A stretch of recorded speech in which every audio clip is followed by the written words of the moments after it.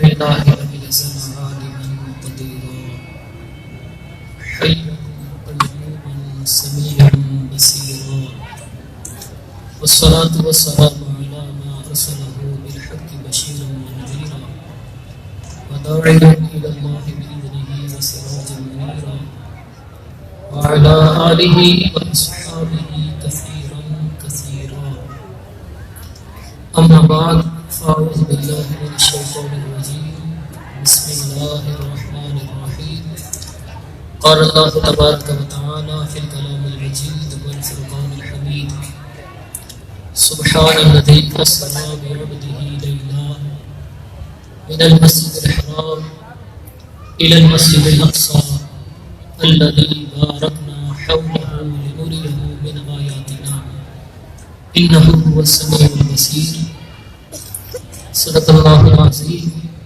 اللهم نور قلوبنا بالقرآن وزين أخلاقنا بالقرآن وأدخلنا الجنة بالقرآن ونجنا من النار بالقرآن وقال الله تعالى في شأن حبيبه مخبرا وآمرا إن الله وملائكته يصلون على النبي يا أيها الذين آمنوا صلوا عليه وسلموا تسليما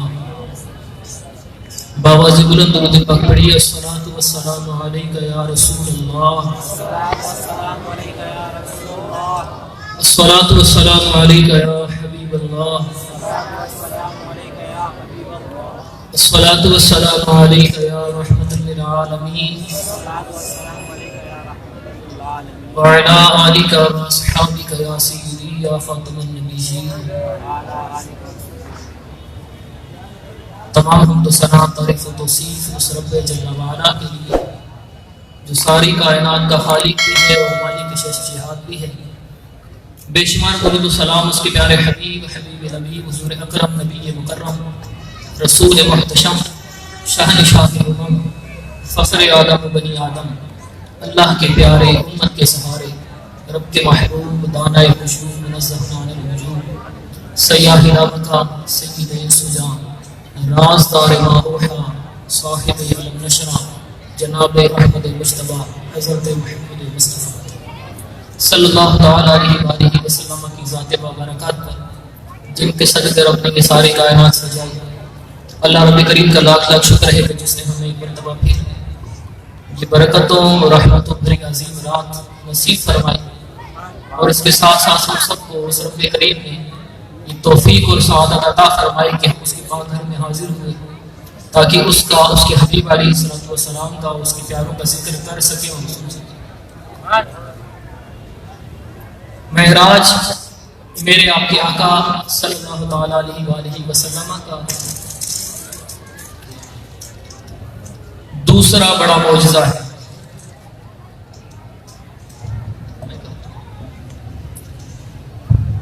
سب سے پہلا بڑا معجزہ جو اللہ نے اپنے حبیب علیہ السلام کو عطا فرمایا وہ معجزہ قرآن ہے اور دوسرے نمبر پر جو سب سے بڑا معجزہ رب نے اپنے حبیب کو عطا فرمایا وہ معجزہ معراج ہے.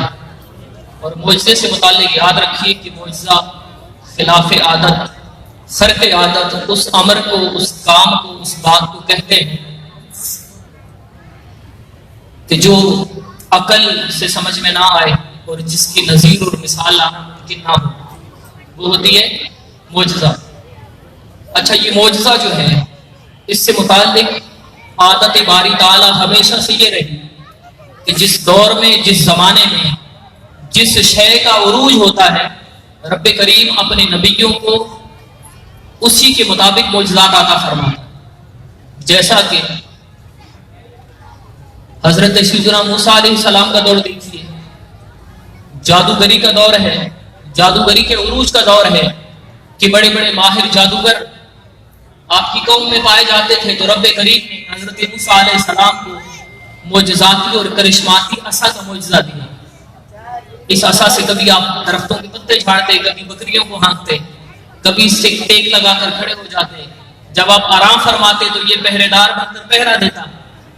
جب اس کو زمین پر ڈالتے تو یہ جادوگروں کی پھینکی ہوئی رسیاں ان کے جادو سے سام بن جاتے تھے, یہ عصا اژدہا بن کر ان کو نگل جاتا.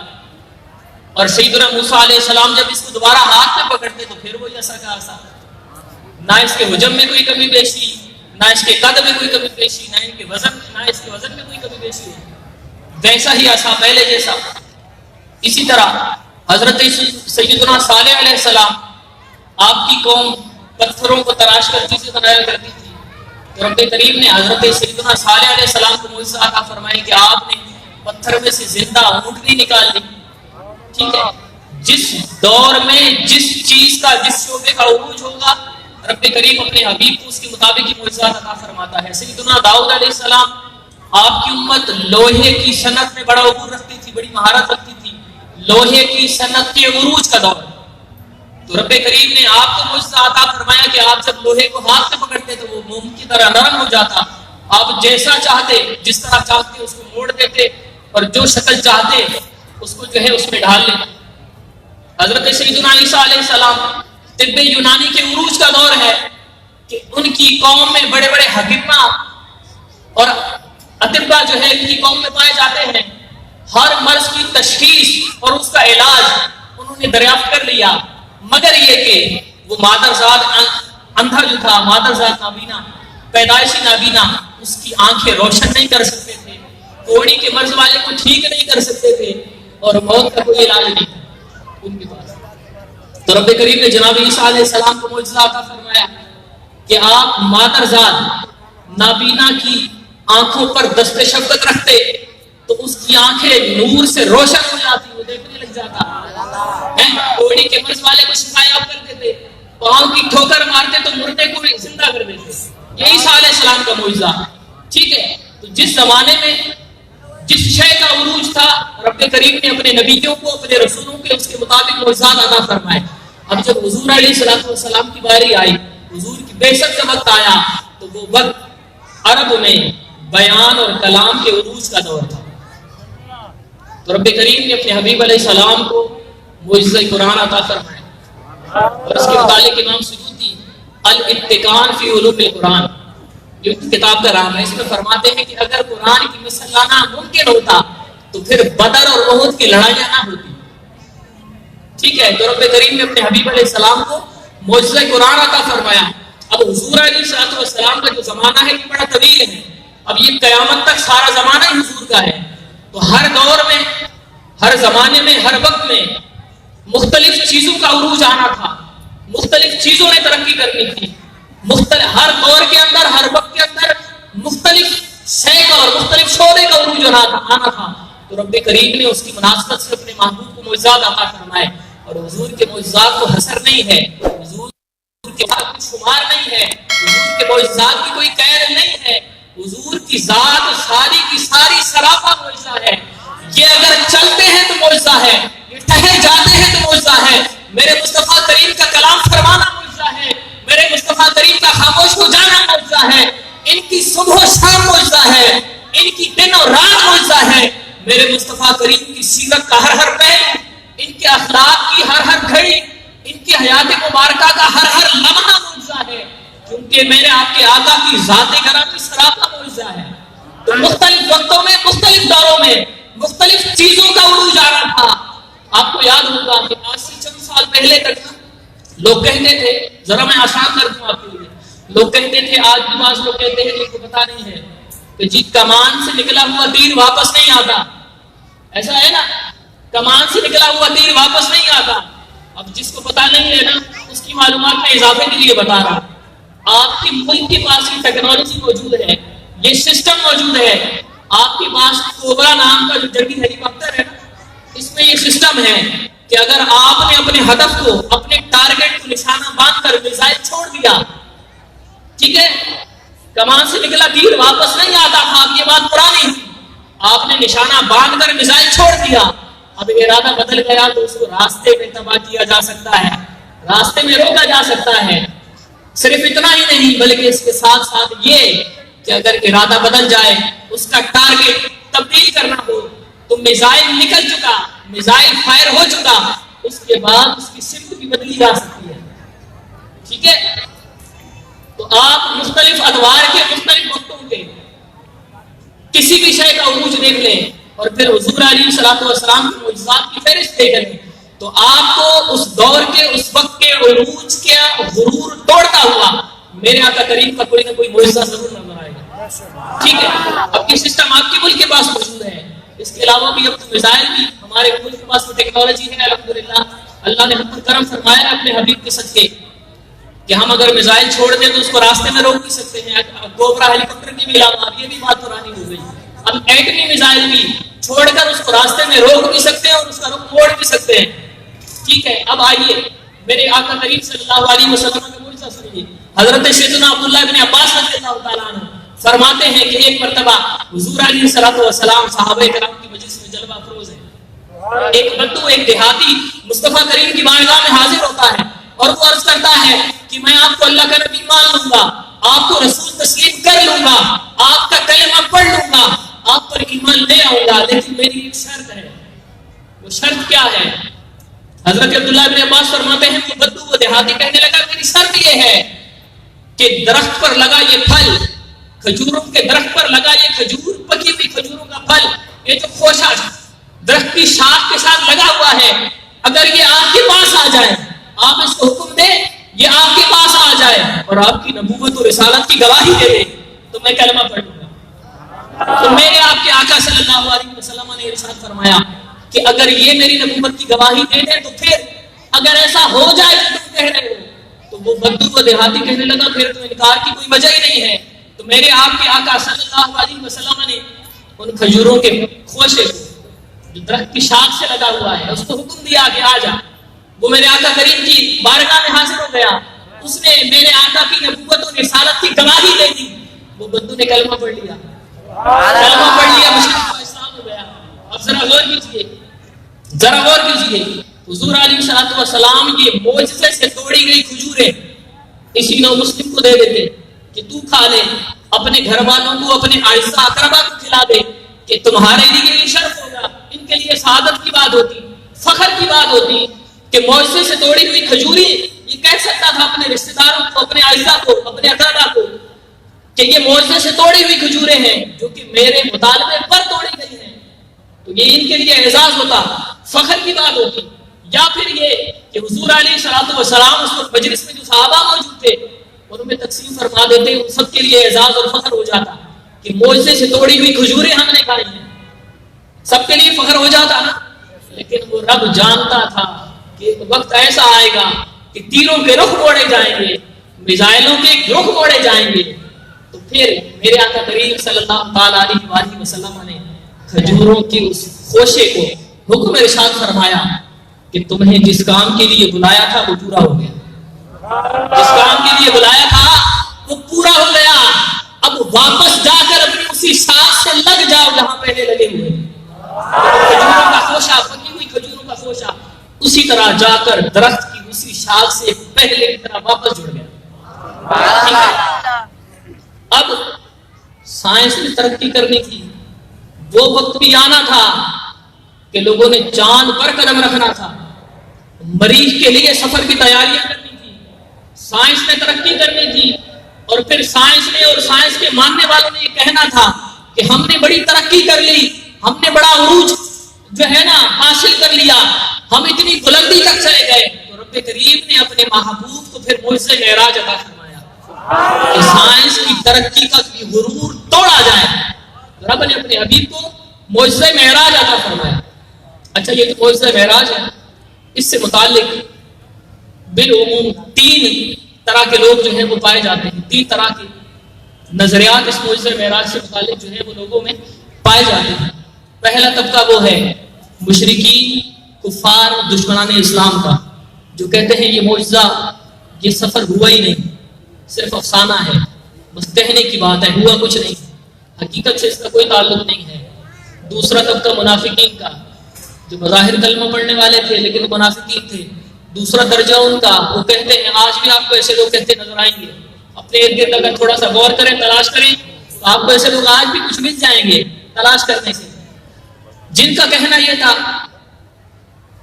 کہ معراج ہوئی تو ضرور ہے لیکن بصورت منام ہوئی ہے, خواب میں ہوئی ہے, جسم کے ساتھ ظاہری جو ہے نا وہ جاگتی آنکھوں سے معراج نہیں ہوئی, جسم و روح کے ساتھ نہیں ہوئی, روحانی معراج ہوئی ہے. بصورت منام، بطریق منام، خواب کی حالت میں یہ ساری سیر حضور علیہ السلام کو کرائی گئی. اور تیسرا طبقہ جو ہے نا وہ جمہور کا ہے، وہ سارے صحابہ کا ہے. تیسرا مکتب جو ہے تمام مفسرین کا ہے، تمام محدثین کا ہے، شرق سے غرب تک اور شمال سے جنوب تک تمام ایمان والوں کا ہے کہ حضور علیہ السلام کو جسم و روح کے ساتھ جاگتی آنکھوں سے یہ معراج بحالت بیداری ہوئی.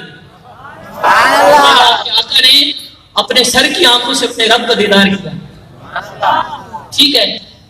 اچھا اب یہ رب کریم نے قرآن مجید فرقان حمید میں جب اپنے محبوب علیہ السلام کو عطا کیے جانے والے اس معجزے کا تذکرہ فرمایا، اس کی حکایت بیان کی.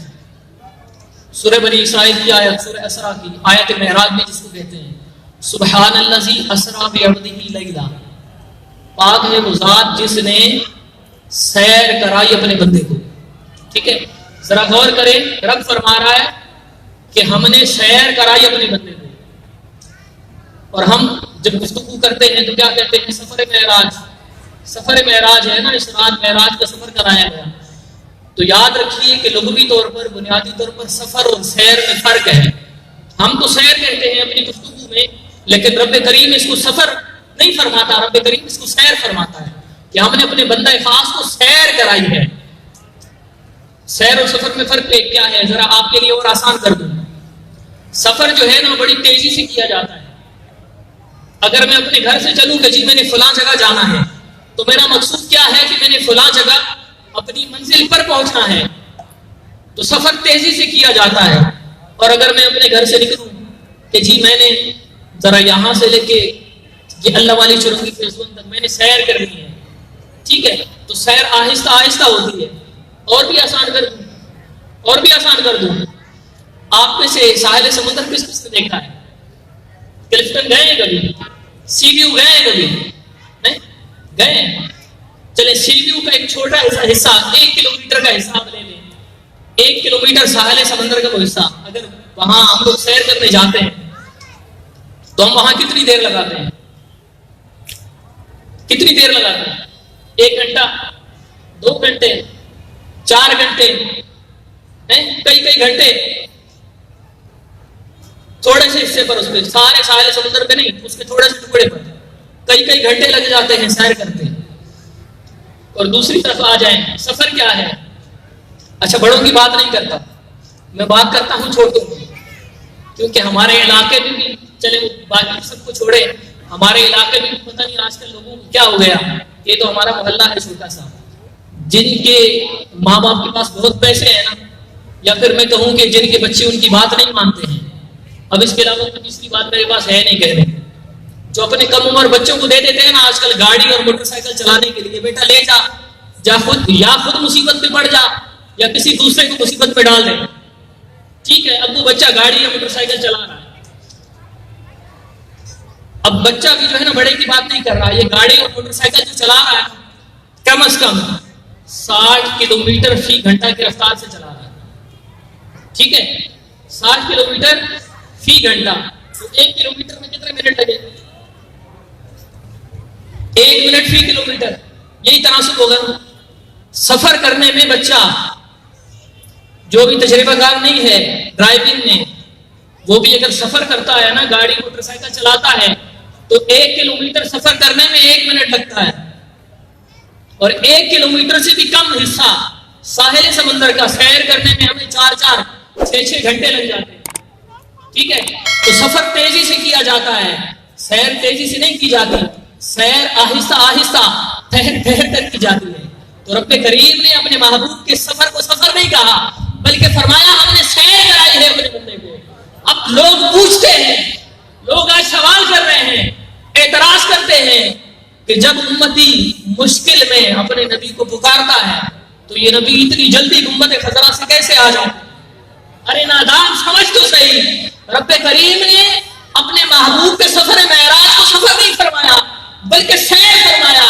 اور سیر کتنی تیز ہے، میرے آپ کے آقا کی سیر کتنی تیز ہے کہ پلک جھپکنے کی دیر ہے. میرے اور آپ کے آقا معراج کا سارا سفر کر کے واپس تشریف لے آئے ہیں. دروازے کی کنڈی ہل رہی ہے، وضو کا پانی وہی موجود ہے، بستر گرم ہے. سیر اتنی تیز ہے تو غور کرو، جس نبی کی سیر اتنی تیز ہے اس نبی کو جب امتی مشکل میں پکارے گا تو پھر وہ نبی سفر کرتا آئے گا یا سیر کرتا آئے گا؟ جب امتی مشکل میں پکارے گا تو پھر تو نبی سفر کرتا تو نہیں آئے گا نا، پھر تو وہ کریم آقا سفر کرتے تو نہیں آئیں گے، سیر کرتے تو نہیں آئیں گے، بلکہ سفر کرتے آئیں گے۔ اور جن کے سیر کا عالم یہ ہے کہ ان کی سیر آج تک دنیا کی سمجھ میں نہیں آ رہی ہے، تو محبوب کی شان رب کریم سمجھا رہا ہے کہ میرا محبوب وہ ہے جس کی سیر کو تم نہیں سمجھ سکتے ہو، ان کے سفر کو کون سمجھ سکتا ہے؟ محبوب کی سیر کا عالم یہ ہے کہ کسی کی سمجھ میں نہیں آتی ہے، محبوب کا سفر کس کی سمجھ میں آ سکتا ہے؟ ٹھیک ہے، تو رب کریم نے سیر فرمایا، سفر نہیں فرمایا۔ اچھا، علم کلام کی مشہور کتاب ہے شرح عقائد، اس کی مصنف ہے علامہ سعد الدین تفتزانی رحمۃ اللہ علیہ۔ یہ کتاب تمام مسالک کے تمام مسائل کی سبق کے طور پر پڑھائی جاتی ہے۔ اس کی ایک شرح ہے، علامہ عبدالعزیز فرہانوی رحمۃ اللہ تعالی علیہ نے اس کی شرح لکھی ان نبراس، وہ بھی تمام مکاتب فکر کے اور تمام مسالک کے مدارس دینیا میں سبق کے طور پر پڑھائی جاتی ہے۔ ٹھیک ہے، سارا تعارف دے دیا، آپ کو ڈھونڈنے میں پریشانی نہ ہو۔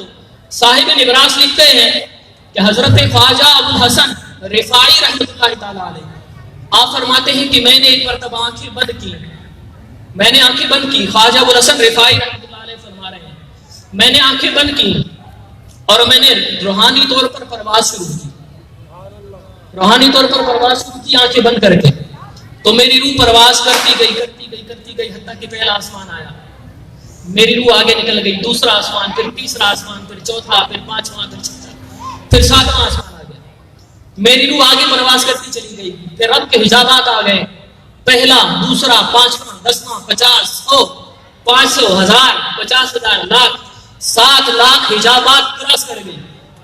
سمجھ آ رہی ہے آپ کے؟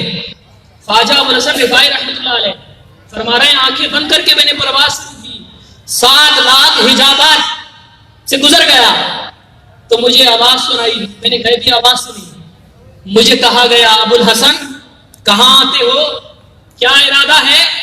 تو آپ فرماتے ہیں میں نے عرض کی رب کریم میں اس لیے پرواز کر رہا ہوں، میں چاہتا ہوں اس عرش کا دیدار کروں جس کے چھاتی پر تیرے محبوب کی قدم آئے، اس عرش کا دیدار کرنا چاہتا ہوں۔ تو رب کریم نے مجھ سے فرمایا ابو الحسن واپس لوٹ جا، واپس لوٹ جا، یہ کبھی نہیں ہو سکتا، تو کیا تیرا تو وہم اور گمان بھی، تیری تو سوچ بھی وہاں تک نہیں جا سکتی جہاں میرے محبوب کی قدم گئے۔ تو ذرا غور کریں نا، جن کے قدم اتنے اعلیٰ ہیں، جن کے قدم اتنے عروج پر ہیں، جن کے قدم اتنے بلند ہیں، ان کا سر کتنا بلند ہوگا؟ ٹھیک ہے، اچھا، واقعہ معراج از اول آخر اس پورے کا احاطہ کرنا جو ہے نا بڑا مشکل کام ہے، بلکہ میرے جیسے نکمے کے لیے تو ناممکن والی بات ہے، کیونکہ اس کے لیے پہلے تو چاہیے علم وسیع، پھر تقویٰ وسیع، پھر مطالعہ وسیع، ٹھیک ہے، اور پھر وقت بھی وسیع۔ اور میری معلومی یہ ہے نہ علم وسیع ہے، نہ عمل وسیع ہے، نہ مطالعہ وسیع ہے، اور آپ لوگوں نے جو مجھے وقت دیا ہے نا وہ بھی وسیع ہے، ٹھیک ہے۔ تو یہ پورے پر گفتگو ہم یہ واقعہ معراج اس کے کئی پہلو ہم ہر سال ہی سنتے ہیں، علماء سے، اپنے بزرگوں سے کئی مرتبہ سنے ہیں، میں صرف اس کے چند پہلوؤں پر گفتگو کروں گا، صرف چند پہلو کھول کر آپ کے سامنے رکھنے کی کوشش کروں گا، جس کے لیے میں چاہوں گا کہ آپ کی بھرپور توجہ میرے ساتھ ہو، کہ میں جو بات کرنا چاہتا ہوں، میں جو میسج دینا چاہتا ہوں معراج کے نام پر وہ پہنچ جائے، ایک کاش کہ تیرے دل میں اتر جائے میری بات، تو آپ کی توجہ میرے ساتھ ہوگی، آپ کی توجہ میری طرف ہوگی تو مجھے گفتگو کرنے میں وہ چند باتیں جو میں نے رکھنی ہیں مجھے بڑی آسانی ہو جائے گی۔ اچھا، ابو الحسن رفاعی رحمۃ اللہ علیہ کی پرواز کا عالم یہ، ٹھیک ہے، حضور علیہ الصلوۃ والسلام ام ہانی کے گھر آرام فرما رہے ہیں، جبریل امین حاضر ہوئے، ٹھیک ہے، اور تمام محدثین نے لکھا، اس کو علامہ سیوطی نے بھی لکھا، علامہ زرقانی نے بھی لکھا، اچھا طبرانی شریف میں بھی اس مضمون کے احادیث موجود ہیں، اور دیگر کی کئی محدثین نے بھی نقل کیا، کئی مفسرین نے بھی اپنی اپنی تفاسیر میں اس کو نقل کیا کہ سیدنا جبریل امین علیہ السلام جب حضور علیہ السلام کی بارگاہ میں حاضر ہوئے نا معراج کی رات آپ کو لینے کے لیے، رب کا پیغام لے کر جب حاضر خدمت ہوئے تو آپ اکیلے نہیں تھے، آپ کے ساتھ حضرت اسرافیل بھی تھے اور حضرت میکائیل علیہ السلام بھی تھے، اور یہ دونوں بھی اکیلے نہیں تھے بلکہ ان تینوں کے ساتھ، ان تینوں میں سے ہر ایک کے ساتھ 70,000 ملائکہ کی جماعت تھی، 70,000 ملائکہ کی جماعت تھی، ٹھیک ہے۔ اچھا اب یہ حاضر خدمت تو ہو گئے، اب سیدنا جبریل امین علیہ السلام فرماتے ہیں کہ میں تأمل میں تھا، سوچ و بچار میں تھا کہ کریم آقا صلی اللہ علیہ وسلم کو نیند سے بیدار کیسے کروں، نیند سے بیدار کیسے کروں کہ بے ادبی نہ ہو جائے، کیسے بیدار کروں؟ تو سیدنا جبریل امین فرماتے ہیں کہ مجھے میرے جنتی کافور سے تخلیق کیے جانے کی حکمت اس رات سمجھ آئی۔ جب مجھے حکم دیا گیا نا کہ جبرائیل یہ میرے محبوب کی بارگاہ ہے، میرے محبوب کو نیند سے بیدار کرنا ہے، ادب سے کرنا ہے، تعظیم سے کرنا ہے، رب کریم کیسے کرنا ہے؟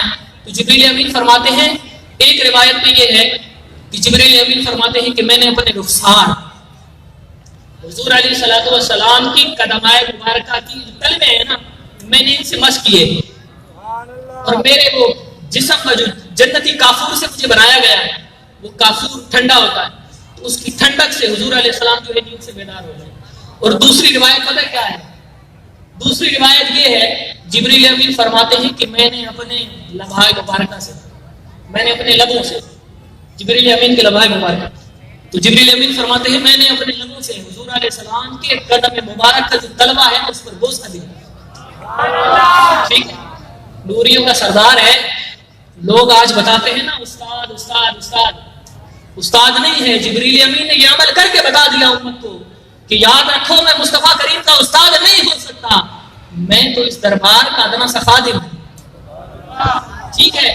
اب جبریل امین حاضر خدمت ہوئے، حضور علیہ الصلوۃ والسلام کے قدم مبارک کے تلوے پر اپنے کافوری ہونٹوں سے، اپنے لبوں سے بوسے کر رہے ہیں، تو میں یہاں کہوں گا یہ معراج جبرائیل، یہ جبرائیل کی معراج ہے۔ براق کو حاضر خدمت کیا گیا سواری کے لیے، میرے آقا کریم سوار ہوئے، یہ معراج کس کی ہے؟ براق کی ہے، یہ براق کی معراج ہے۔ اچھا اب آپ ذرا غور کریں، براق جنتی سواری، نوری سواری ہے۔ میرا آپ کا 5 فٹ کا جو قد ہے نا، یہ سارا نور نہیں ہے، بھائی انسان مٹی سے بنا ہے تو سارا نور نہیں ہے، سارے جسم میں صرف 2 آنکھیں، ان 2 آنکھوں میں 2 سیاہ دائرے، پھر ان 2 سیاہ دائروں میں بھی 2 چھوٹے چھوٹے نقطے، اس سارے وجود میں فقط 2 نقطے نور ہیں، اور ان کی رفتار کیا ہے، ان کا کمال کیا ہے؟ میں اور آپ نگاہ اٹھائیں، ایک لمحے سے بھی پہلے آسمان کے ستارے نہیں دیکھ لیتے ہیں، دیکھ لیتے ہیں نا، 1 سیکنڈ سے بھی پہلے آسمان کے ستارے بھی دیکھ لیتے ہیں۔ اتنے بڑے وجود میں صرف 2 نقطے نور کے، ان کی پاور یہ ہے، تو وہ براق، وہ جنتی براق جو سر سے بالوں کے سے لے کر پاؤں کے کھروں تک سارا کا سارا سراپا نور ہے، اس کی رفتار کتنی ہوگی؟ اس کی رفتار کتنی ہوگی؟ حضور علیہ السلام سوار ہوئے، یہاں سے سفر شروع ہوا ہے، مسجد حرام سے مسجد اقصیٰ کا سفر شروع ہوا، موسیٰ علیہ السلام کی قبر مبارک آئی، مقام عالی آئی، تو حضور علیہ السلام نے ارشاد فرمایا مررت بقبر موسیٰ فاذا هو قائم يصلي في قبره، اور کما قال علیہ السلام کہ میں کثیب احمر سرخ ٹیلے کے پاس سے گزرا، مررت بقبر موسیٰ، وہاں موسیٰ کی قبر تھی، فاذا ہوا، جب میں وہاں سے گزرا، فاذا ہوا قائم، قائم قیام سے اس میں فاعل ہے، قائم کھڑا، موسیٰ علیہ السلام کھڑے تھے، قیام کی حالت میں تھے، یصلی فی قبرہ، صلی یصلی معنی نماز پڑھنا، موسیٰ علیہ السلام کھڑے تھے جب میں وہاں سے گزرا اور اپنی قبر میں کھڑے نماز پڑھ رہے تھے۔ اب میں آپ سے پوچھتا ہوں، امام صاحب کی ذرا توجہ چاہوں گا، فاذا هو قائم، اور موسیٰ علیہ السلام کھڑے تھے، صلی یصلی معنی نماز پڑھنا، موسیٰ علیہ السلام نماز پڑھ رہے تھے، لیکن ذرا غور کیجئے، جیسے صلی یصلی کا معنی نماز پڑھنا ہے نا، امام صاحب سے پوچھ لیجئے گا بعد میں، یا اگر پھر بھی کسی کا دل نہ بھرے نا، تسلی نہ ہو، تو لغت اٹھا کے دیکھ لیجئے گا، جیسے صلی یصلی کا معنی ہے نا نماز پڑھنا، ویسے ہی صلی یصلی کا معنی درود و سلام پڑھنا بھی ہے، جی درود و سلام پڑھنا بھی ہے۔ تو ذرا اس معنی کو لے تو مفہوم کیا بنے گا؟ مررت بقبر موسیٰ، میں موسیٰ کی قبر سے گزرا، فاذا ہوا قائم یصلی فی قبرہ، موسیٰ اپنی قبر میں کھڑے درود و سلام پڑھ رہے تھے. اور یہ بات اپنی طرف سے نہیں بلکہ حضرت خواجہ غلام فرید کوٹ مٹھن والے رحمۃ اللہ تعالیٰ علیہ ان کا یہ قول ہے. وہ فرماتے ہیں جب محبوب کی سواری آ رہی تھی تو موسیٰ کو نماز کا ہوش تھا. عشق کی زبان میں وہ کہتے ہیں کہ جب حضور کی سواری آ رہی تھی تو موسیٰ علیہ السلام وہاں کھڑے نماز پڑھ رہے تھے. نہیں ارے لوگوں فَإِذَا هُوَ قَائِمٌ يُصَلِّي فِي قَبْرِهِ موسیٰ علیہ السلام تو اپنی قبر میں کھڑے بادب میرے آقا پر درود و سلام پڑھ رہے ہیں. ٹھیک ہے. اس کے بعد میرے آقا کریم صلی اللہ علیہ وسلم مسجد اقصیٰ پہنچے تو یہ مسجد اقصیٰ کی معراج ہے. وہاں انبیاء سے ملاقات ہوئی تو موسیٰ علیہ السلام پہلے موجود تھے. موسیٰ علیہ السلام پہلے موجود ہیں تو کیا موسیٰ علیہ السلام کی رفتار میرے آپ کے آقا سے زیادہ تیز تھی کہ وہ پہلے پہنچ گئے ہمارے آقا بعد میں پہنچے؟ نہیں بات اصل میں یہ ہے کہ موسیٰ علیہ السلام اپنی نبوت کی رفتار سے گئے ہیں اور میرے آپ کے آقا تو براق کی رفتار سے سفر فرما رہے تھے نا.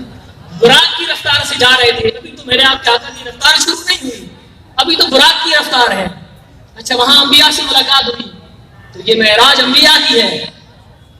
میرے مصطفیٰ کریم کے پیچھے نماز پڑھی, یہ معراج کس کی ہے؟ یہ انبیاء کی معراج ہے. حضرت موسیٰ علیہ السلام بھی وہاں موجود ہیں, ان کی معراج ہے. اچھا پھر اس کے بعد نور کی سیڑھیوں پر جو سفر شروع ہوا جو مسجد اقصیٰ سے لے کر آسمانوں تک ہے, اب یہ نورانی سیڑھیوں کی معراج ہے کہ مصطفیٰ کریم نے اپنی اس مبارک سیر میں ان کو شرف خدمت بخشا ہے. یہ معراج ان کی ہے. میرے مصطفیٰ پہلے آسمان پر پہنچے, معراج پہلے آسمان کی ہے. میرے مصطفیٰ دوسرے آسمان پر, یہ دوسرے آسمان کی معراج. میرے مصطفیٰ تیسرے آسمان پر, یہ معراج تیسرے آسمان کی ہے. میرے مصطفیٰ چوتھے آسمان پر تو یہ معراج چوتھے آسمان کی. میرے مصطفیٰ پانچویں آسمان پر, معراج پانچویں آسمان کی. میرے مصطفیٰ چھٹے آسمان پر تو معراج چھٹے آسمان کی. میرے مصطفیٰ ساتویں آسمان پر تو معراج بھی ساتویں آسمان کی. ابھی حضور کی معراج شروع نہیں ہوئی, ابھی تو ان سب کی معراج ہو رہی ہے. اچھا پھر اس کے بعد ملائکہ کے کرم پر یہاں سے آگے کا سفر شروع ہوا. بلکہ ذرا یہاں ٹھہر جائے. بیت المعمور آیا. بیت المعمور حضور علیہ السلام فرماتے ہیں میں نے جناب سیدنا ابراہیم علیہ السلام کو ملاحظہ فرمایا, ان کو دیکھا کہ وہ بیت المعمور کی دیوار سے ٹیک لگا کر بیٹھے ہیں, وہاں جلوہ افروز ہے. ان سے ملاقات ہوئی, انہوں نے مجھے خوش آمدید کہا. پھر ہم بیت المعمور کے اندر گئے تو جبریل امین نے آزان دی. ملائکہ کے سردار ہیں نا, تو اب ملائکہ ایک دوسرے کو دیکھ رہے تھے اور سوچ رہے تھے کہ شاید اب جبریل امین ہمیں نماز پڑھائیں گے. تو حضور علیہ السلام فرماتے ہیں جبریل نے میرا ہاتھ پکڑا اور مجھے آگے کر دیا. میں نے بیت المعمور میں ملائکہ کی امامت کی, تو اب معراج ملائکہ کی ہو گئی. ٹھیک ہے. اب ملائکہ کے پروں پر پھر آگے کا سفر یہ جو ہے نا شروع ہوا. یہاں جبریل امین کے پروں پر پھر سفر شروع ہوا سدرۃ المنتہا تک. جب سدرۃ المنتہا پر پہنچے تو یہ معراج سدرۃ المنتہا کی ہے, نہ کہ میرے مصطفیٰ کی ہے. یہ سدرۃ المنتہا کی معراج ہے. پھر اس کے بعد جبریل امین بھی رک گئے, جبریل امین بھی وہاں ٹھہر گئے اور پھر یہاں سے پرواز شروع ہوئی. پھر یہاں سے سفر شروع ہوا. میرے آقا صلی اللہ تعالیٰ علیہ وسلم کا سفر اب یہاں سے شروع ہوا. یہ معراج اب شروع ہو رہی ہے. ٹھیک ہے. اب وہ براق کی ذرا غور کیجیے گا.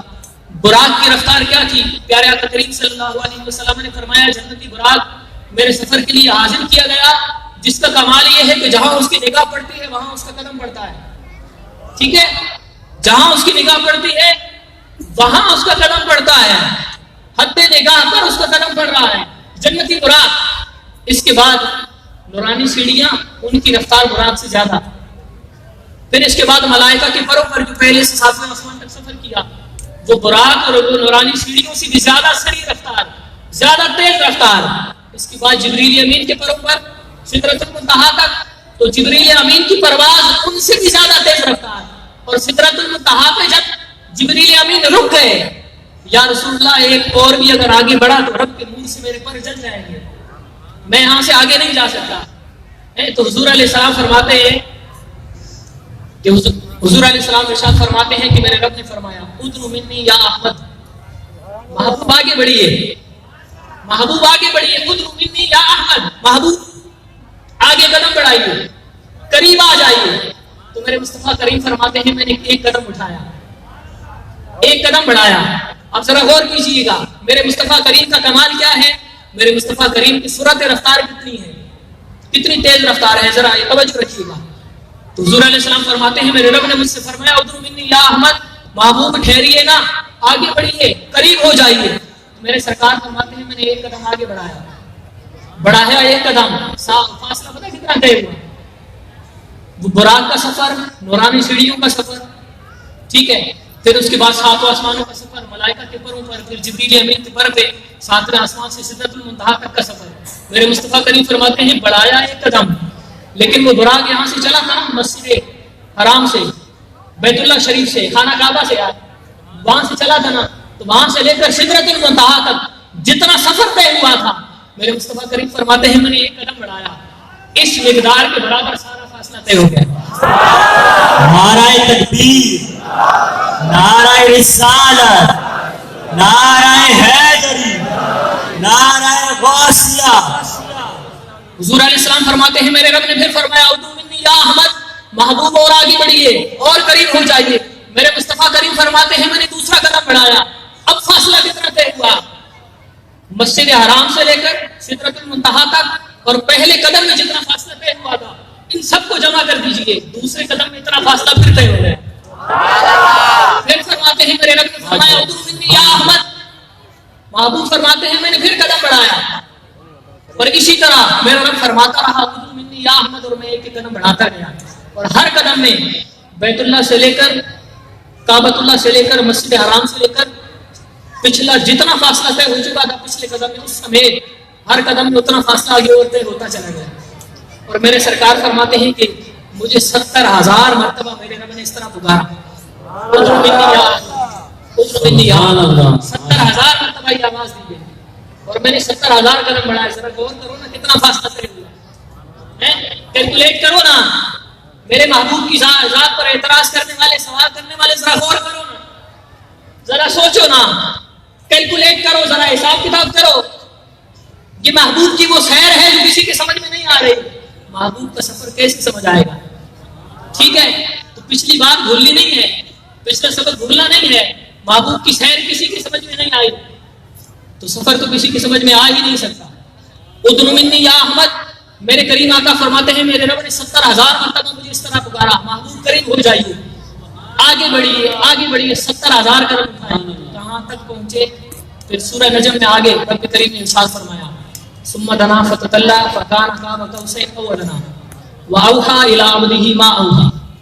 جب یہ قرب خاص کا مقام آیا، جب حضور علیہ السلام رب کی قرب خاص میں گئے، ثم دنا فتدلی، پھر وہ جلوہ اپنے رب کے قریب ہوا، اور رب جلوے کے قریب ہوا، رب کا جلوہ اپنے محبوب کے قریب ہوا، محبوب اور محب قریب ہوئے، فکان قاب قوسین، 2 کمانوں کا فاصلہ رہ گیا۔ پھر فرمایا نہیں، یہ تو تمہیں سمجھانے کے لیے کہا ہے، اصل بات تو یہ ہے او ادنا، فاصلہ تو اس سے بھی کم تھا، تمہیں سمجھانے کے لیے کہا 2 کمان، سمجھانے کے لیے کہا 2 کمان، ورنہ فاصلہ تو او ادنا، اس سے بھی کم فاصلہ تھا۔ فاوحی الی عبدہ ما اوحی، پھر اس رب نے اپنے محبوب کو وحی فرمائی۔ کیا وحی فرمائی؟ آگے رب نے فرمایا ما اوحی، جو ہم نے چاہا اپنے حبیب کو وحی فرمائی، جو چاہا وہی فرمائی۔ بھئی محبوب کا اور محب کا معاملہ ہے، رب کا اس کے حبیب کا معاملہ ہے۔ رب فرما رہا ہے میں نے اپنے حبیب کو وہی فرمائی، جو چاہا وہی فرمائی۔ تو میں کیوں بتائیں بھئی کیا وہی فرمائی؟ ٹھیک ہے، جو چاہا رب نے وہی فرمائی، رسول جو چاہا وہی فرمائی۔ اچھا، پھر یہاں پر ایک اور بات کا میں اضافہ کرتا چلوں کہ معراج کی رات اس قربت خاص میں رب کریم نے اپنے محبوب علیہ السلام کو 70,000 اسرار، 70,000 رموز، 70,000 ہدایات جب اپنے محبوب کو عطا فرمائی، یہ ساری عنایتیں نوازشیں ہو گئیں۔ اس کے بعد رب کریم نے اپنے محبوب سے فرمایا بما اشرف یا احمد، اے حبیب آج کی رات اس خاص ملاقات میں، اس قرب خاص میں، بما اشرف کا، میرے محبوب تجھے کس اعزاز سے نوازوں، کیا شے تجھے عطا کروں؟ محبوب سوال کر۔ ملا جیون رحمۃ اللہ تعالیٰ علیہ تفسیرات احمدیہ میں یہ بات لکھی ہے آیت معراج کے دوران۔ ملا جیون بھی معتبر ہے، تمام مسالے کے لوگ ان کو پڑھتے ہیں اور مانتے ہیں، ٹھیک ہے۔ اب یہ فرما رہے ہیں کہ رب نے پوچھا محبوب بما اشرف یا احمد، محبوب کس شے سے آج کی خاص ملاقات میں، اس قرب خاص میں آج آپ کا رب آپ سے پوچھتا ہے کہ آپ کو کس اعزاز سے نوازے، کیا شے آپ کو عطا کرے، جو مانگیں گے، جس شے کا سوال کریں گے آپ کو عطا کیا جائے گا۔ تو اللہ نے کیا مانگا، محبوب نے کیا مانگا؟ ملا جیون فرماتے ہیں کہ حضور علیہ السلام نے عرض کی، رب کریم بنسبتی الیک شرفنی بالعبودیہ، محبوب میں نے ساری زندگی میں کہتا رہا کہ تو میرا رب ہے، غار حرا میں بھی کہتا رہا تو میرا رب ہے، ٹھیک ہے، بیت اللہ میں بھی کہتا رہا تو میرا رب ہے، گلی کوچوں میں بھی کہتا رہا تو میرا رب ہے، بازاروں میں بھی کہا تو میرا رب ہے، طائف والوں کے پتھر کھائے پھر بھی کہتا رہا مولا تو میرا رب ہے، تیری بارگاہ میں سجدہ کیا، سر سجدے میں رکھا، پھر بھی کہا مولا تو میرا رب ہے۔ آج کی اس قربت خاص میں، اس خاص ملاقات میں رب کریم ایک بار تو بھی فرما دینا کہ میں تیرا بندہ ہوں، بنسبتی الیک شرفنی بالعبودیہ۔ تو مولا جیون فرماتے ہیں کہ یہ ابدیت کا جو لفظ ہے آیت معراج میں، سبحان الذی اسری بعبدہ، ہم نے سیر کرائی اپنے بندہ خاص کو، ابدیت کا جو لفظ ہے یہ حضور علیہ السلام کا اپنا پسندیدہ ہے کہ حضور علیہ السلام نے پسند فرمایا کہ محبوب مجھے اپنا بندہ کہہ کر نعرہ تکبیر، نعرہ رسالت، نعرہ رسالت، نعرہ رسالت، نعرہ حیدری۔ تو شرفنی بالعبودیہ، رب کریم آج سے تو بھی کہہ دینا کہ میں تیرا بندہ ہوں۔ رب کریم نے اپنے محبوب علیہ السلام کو پھر یہ ادبیت کا، ابدیت کا جو لفظ ہے، لقب ہے، یہ عطا فرمایا، کیونکہ حضور غوث پاک، میں نے آپ کے غوث پاک رضی اللہ تعالیٰ عنہ، آپ فرماتے ہیں کہ بندے کے لیے مقام ابدیت سے بڑھ کر قرب الہی کا اور کوئی مقام ہی نہیں ہے۔ بندے کے لیے اس رب کا بندہ ہونا یہی سب سے بڑا مقام ہے۔ اور پھر آگے فرماتے ہیں کہ اس مقام ابدیت کی ابتدا سجدے سے ہوتی ہے۔ کس سے ہوتی ہے؟ سجدے سے ہوتی ہے، کہ یہ وہ حالت ہے کہ جب بندہ سب سے زیادہ خشوع و خضوع کے ساتھ، عز و انکساری کے ساتھ اپنے رب کی بارگاہ میں حاضر ہوتا ہے، اس کیفیت میں۔ تو یہ ابدیت کا جو مقام ہے، میرے آپ کے غوث پاک فرماتے ہیں بندے کے لیے اس سے بڑا کوئی اعزاز، کوئی شرف ہے ہی نہیں کہ یہ رب کا بندہ ہو جائے، یہی سب سے بڑا مقام ہے، اسی کو حضور نے پسند فرمایا۔ تو پھر رب نے قرآن کریم فرقان حمید میں جہاں جہاں معراج کو حکایت کیا، اس کا تذکرہ فرمایا۔ سورہ اسراء کے اندر آیت معراج میں سبحان الذی اسری بعبدہ، اپنے بندے کو سیر کرائی۔ سورہ نجم میں بھی فاوحی الی عبدہ ما اوحی، عبد کہہ کے پکارا، محبت کا اظہار ہے، عبد کہہ کر پکارا۔ اچھا، معراج کی رات حضور علیہ السلام رب کریم نے کیا کچھ عطا کیا؟ میں نے جیسے پہلے عرض کیا 70,000 اسرار، 70,000 رموز، 70,000 حکایات، اور پھر اس کے باوجود بھی رب نے فرمایا فاوحی الی عبدہ ما اوحی، بس آخر میں پوری گفتگو کو سمیٹ کرنا۔ ایک آخری روایت حضرت اما عائشہ صدیقہ رضی اللہ تعالیٰ عنہ وہ پیش کر کے اپنی گفتگو کو ختم کرنا۔ 70,000 اسرار، 70,000 رموز اور 70,000 حکایات رب نے اپنے حبیب کو عطا فرمائی، ابدیت کا شرف بھی عطا فرمایا، نماز کا تحفہ بھی عطا فرمایا، 50 نمازوں کا، جو پھر سمٹ کر 5 ہو گئی۔ پھر یہ ایک الگ پورا موضوع ہے۔ ایک مرتبہ ایسا ہوا، حضور علیہ السلام کا دریائے رحمت جوش میں، حضور علیہ السلام نے حضرت سیدتنا اما عائشہ صدیقہ رضی اللہ تعالیٰ عنہ آپ سے ارشاد فرمایا، عائشہ آج جو مانگنا چاہو مانگ لو، دریائے رحمت جوش میں ہے۔ عائشہ کیا مانگتی ہو؟ آج جو مانگو گی عطا کیا جائے گا۔ کتنا سنہری موقع ہے نا، سنہری ہے کہ نہیں ہے؟ جن کو لگتا ہے ذرا ہاتھ اٹھائیں۔ یار آپ کے علاقے کا ایم پی اے میں نے آپ کو بلا کے کہے کہ آپ کو کیا چاہیے، آج جو مانگو گے میں دوں گا، آپ کے لیے گولڈن چانس ہے یا نہیں ہے نا؟ تو ساری کائنات کا رب جس محبوب کو عطا کرے، اور وہ محبوب جو کہ رحمت للعالمین ہے، جو کہ تمام مخلوقات میں سب سے افضل و اعلیٰ ہیں، جب وہ فرمائے کہ عائشہ آج جو چاہو مانگ لو، جو مانگو گی دیا جائے گا، جس سے کا سوال کرو گی عطا کیا جائے گا۔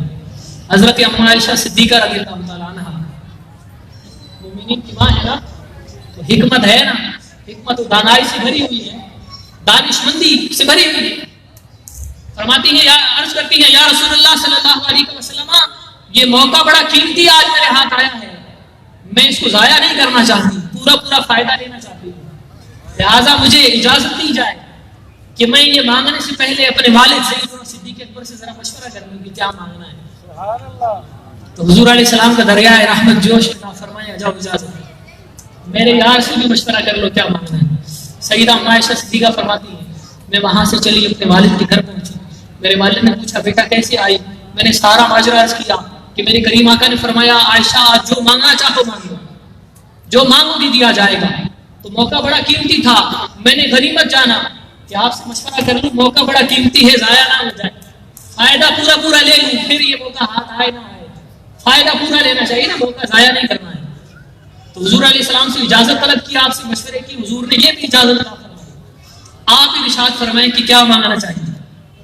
تو سیدنا صدیق اکبر رضی اللہ تعالیٰ عنہ پتہ کیا فرماتے ہیں عائشہ میرے کریم آقا کی بارگاہ میں عرض کرنا کہ محبوب معراج کی رات قربت خاص میں فکان قاب قوسین او ادنی اس مقام پر جو رب نے فرمایا فاوحا الی عبدہ ما اوحا, آپ کے رب سے راز و نیاز کی باتیں ہوں گی, ان راز و نیاز کی باتوں میں سے میں ایک بات بتا دوں. ام عائشہ صدیقہ رضی اللہ تعالیٰ عنہ واپس آئی, میرے سرکار نے پوچھا عائشہ مشورہ ہو گیا؟ جی سر حضور ہو گیا. کیا مشورہ دیا میرے یار نے, کیا مانگنا ہے, کیا طے ہوا؟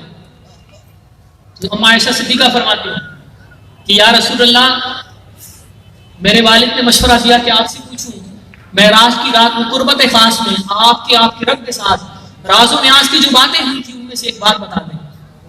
تو وہاں راوی کہتے ہیں کہ حضور علیہ السلام مسکرانے لگے.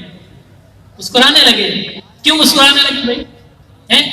کہ بات تو راز کی تھی, فاوحا الی عبدہ ما اوحا, رب نے جو چاہا اپنے بندے خاص کو وہی فرمائی, جو چاہا گفتگو کی. بات تو راز کی ہے, اور راز کی بات اگر بتا دی جائے تو پھر راز کیسا ہے؟ تو اس لیے مسکرائے کہ راز کی بات بتا دیں, لیکن پہلے وعدہ ہو چکا تھا نا. یا پھر مفسرین نے کہا کہ اس لیے مسکرائے ہوں گے, ایک وجہ یہ بھی مفسرین علماء نے بیان کی کہ اس لیے مسکرائے ہوں گے کہ میرے یار کا انتخاب کتنا پیارا ہے, موقع کتنا قیمتی تھا, تو اس کو ضائع نہیں کیا بلکہ پورا فائدہ اٹھانے کا ارادہ کیا. اور مانگا تو کیا مانگا؟ علم مانگا. محبوب کو راز و نیاز کی باتوں میں سے ایک بات بتا دیں. خیر وعدہ ہو چکا تھا, تو حضور علیہ السلام نے ارشاد فرمایا عائشہ سنو, معراج کی رات قربت خاص میں میرے رب سے جو راز و نیاز کی باتیں ان میں سے ایک یہ ہے, میرے رب نے مجھ سے فرمایا محبوب آپ کی امت میں سے اگر کوئی شخص کسی شخص کا ٹوٹا ہوا دل جوڑ دے گا تو مجھ رب العالمین پر لازم ہے روز محشر بغیر حساب کتاب کے جنت عطا کر دوں گا, بغیر حساب کتاب کے جنت عطا کر دوں گا جو کسی کا ٹوٹا ہوا دل جوڑ دے گا. سیدہ اما عائشہ صدیقہ رضی اللہ تعالیٰ عنہ فرماتی ہے کہ میں بڑی خوش ہوئی, کامیابی کا جو ہے نا نسخہ ہاتھ آ گیا, زندگی جینے کا مقصد ہاتھ آ گیا, کامیابی کا نسخہ مل گیا. میں بڑی خوش ہوئی کہ بھائی ہم کسی کی مدد کر دیتے ہیں, کسی کی بات ہی سننے سے رہتے. کوئی پریشان حال ہونا وہ آپ کے پاس آ جائے, آپ اس کو تسلی سے بٹھائیں, ذرا ایک گلاس پانی پلائیں, اس کو کہیں یار کیا پریشانی ہے, آپ تسلی سے بیٹھ کے اس کی بات سن لیں نا, اس کا دل ہلکا ہو جاتا ہے. نہیں ہو جاتا ہے. تو ام عائشہ صدیقہ فرماتی ہیں کہ میں بڑی خوش ہوئی, کامیابی کا نسخہ مل گیا. اور کتنا آسان ہے, کسی کا ٹوٹا دل جوڑ دو بغیر حساب کتاب کے, رب نے وعدہ کر لیا جنت عطا کر دوں گا, کامیابی کا نسخہ مل گیا. بڑی خوش ہوئی. اچھا سیدنا صدیق اکبر رضی اللہ تعالیٰ عنہ نے جو مشورہ دیا نا, تو ساتھ یہ بھی فرمایا کہ عائشہ میرے کریم آقا جو بھی ارشاد فرمائے نا آ کر مجھے بھی بتانا. جانتے ہیں نا ایسی آفر ہے, کوئی قیمتی بات ہوگی, قیمتی بات ہوگی, تو فرمایا عائشہ مجھے بھی آ کے بتانا. اب ہم عائشہ صدیقہ فرماتی ہے میں پھر اپنے گھر سے نکلی, پھر اپنے والد کے گھر پہنچی. اب سیدنا صدیق اکبر انتظار میں ہیں, بے قرار ہیں کہ میرے مصطفیٰ کریم کیا ارشاد فرماتے ہیں. اما عائشہ صدیقہ کو دیکھا, عائشہ میرے کریم آقا نے کیا فرمایا. حضرت عائشہ صدیقہ فرماتی ہے میں نے عرض کی ابا جی, ابا حضور سرکار علی وقار صلی اللہ تعالیٰ علیہ وسلم نے ارشاد فرمایا کہ رب نے مجھ سے فرمایا معراج کی رات آپ کی امت کا کوئی شخص کسی شخص کا ٹوٹا دل جوڑ دے گا تو مجھ رب العالمین پر لازم ہے بغیر حساب کتاب کے جنت عطا کر دوں. اما عائشہ صدیقہ بڑی خوش تھی, خوشی کا اظہار. یہ سن کر سیدنا صدیق اکبر رضی اللہ تعالیٰ عنہ رونے لگے. اما عائشہ صدیقہ فرماتی ہیں کہ یہ بات تو رونے والی نہیں تھی, بات تو بڑی خوشی کی ہے. کامیابی کا نسخہ ہمیں مل گیا ہے, زندگی گزارنے کا مقصد ہاتھ آ گیا ہے, کتنی آسانی سے رب کی رضا مل سکتی ہے, یہ راز ہمارے ہاتھ لگ گیا ہے. ابا جی بات تو رونے والی نہیں ہے, آپ رو کیوں رہے ہیں, بات تو خوشی والی ہے. سیدنا صدیق اکبر رضی اللہ تعالیٰ عنہ فرماتے ہیں کہ عائشہ میں اس لیے نہیں رو رہا, بلکہ میں تو تصویر کا دوسرا رخ سوچ رہا ہوں. تصویر کا دوسرا رخ بھی تو دیکھو نا, کہ رب نے اپنے حبیب سے وعدہ کیا کہ جو شخص کسی کا ٹوٹا دل جوڑ دے گا, رب نے فرمایا بغیر حساب کے جنت عطا کر دوں گا. یہ بھی تو سوچو نا کہ اگر ہماری وجہ سے کسی کا دل ٹوٹ گیا تو کیا بنے گا. بغیر حساب کتاب کے داخل جنت تو کر دیا جائے گا, کسی کا دل جوڑ دیا, لیکن تصویر کا دوسرا رخ بھی تو ہے نا, مفہوم مخالف بھی تو ہے, دوسرا پہلو بھی تو ہے. اگر کسی کا دل مجھ سے ٹوٹ گیا تو میں یہ سوچ کر رو رہا ہوں کہ پھر ابو قحافہ کا بیٹا کہا جائے گا. تو میں اور آپ ذرا غور کریں, سیدنا صدیق اکبر رضی اللہ تعالیٰ عنہ افضل البشر بعد الانبیاء بالتحقیق, سب کا اتفاق ہے اس میں, انبیاء اور رسولوں کے بعد سب سے افضل اس امت میں سیدنا صدیق اکبر رضی اللہ تعالیٰ عنہ. آپ کا مزاج دیکھیں, آپ کا خوف خدا دیکھیں, ٹھیک ہے, کہ اگر میری وجہ سے کسی کا دل ٹوٹ گیا تو میں کہاں جاؤں گا. تو پھر میں اور آپ اپنے آپ پر غور کریں, اپنی ذات پر غور کریں کہ یار اگر ہماری وجہ سے کسی کا دل ٹوٹ گیا, بلکہ ٹوٹ کیا گیا, ہمارے تو صبح شام دن رات, ہم سانس بعد میں لیتے ہیں پہلے کسی کا دل تو توڑتے ہیں, ایسا ہے نہیں ہے, ہمارا کیا بنے گا, کیا بنے گا. تو خدارا معراج کی اس رات میں, آج معراج کی اس محفل سے, رب کے گھر سے جب آپ اپنے گھروں کو لوٹیں تو یہ پیغام لے کر جائیں, یہ ارادہ اور یہ نیت اپنے دل میں لے کر جائیں کہ انشاءاللہ میں آج کی بات کوشش کروں گا کسی مسلمان کا دل نہیں دکھاؤں گا, کسی کو بلا اجازت شرعی تکلیف نہیں پہنچاؤں گا. اور پھر معراج کا دوسرا تحفہ نماز, جو میرے کریم آقا نے فرمایا الصلاۃ معراج المومن, نماز مومن کی معراج ہے. اور پھر فرمایا نماز میری آنکھوں کی ٹھنڈک ہے, تو نماز کو بھی نہیں چھوڑیں گے. ٹھیک ہے نا, ابھی ایسا نہ ہو محفل میں بیٹھے, اچھا یہ محفل تھوڑی دیر میں بھی صلاۃ السلام ہو جائے گا, مطلب اس کے بعد پھر نعت خوانی وغیرہ کے بعد صلاۃ السلام جب ہوگا اختتام کی بات کرتے ہیں. اچھا آپ لنگر منگر کھا کے اپنے گھر چلے جائیں, پتہ چلے صبح فجر, سمجھ رہے ہیں, ایسا تو نہیں ہوگا نا, ایسا تو نہیں ہوگا نا بھائی, نماز کی پابندی ہوگی نا اب انشاءاللہ, اور کسی کا دل نہیں دکھائیں گے. رب کریم سے دعا ہے کہ رب کریم جو میں نے ٹوٹی پھوٹی تھوڑی سی گفتگو کی, میرا گفتگو کرنا, آپ کا سننا, ہم سب کا اس پاک محفل میں رب کے گھر میں جمع ہونا اپنی بارگاہ میں مقبول و منظور فرمائے. اس پاک محفل کی, اس بابرکت اور عظیم رات کی رحمتیں اور برکتیں رب کریم ہم سب کو سمیٹنے کی سعادتیں عطا فرمائے. آمین بجاہ النبی الامین صلی اللہ تعالی علیہ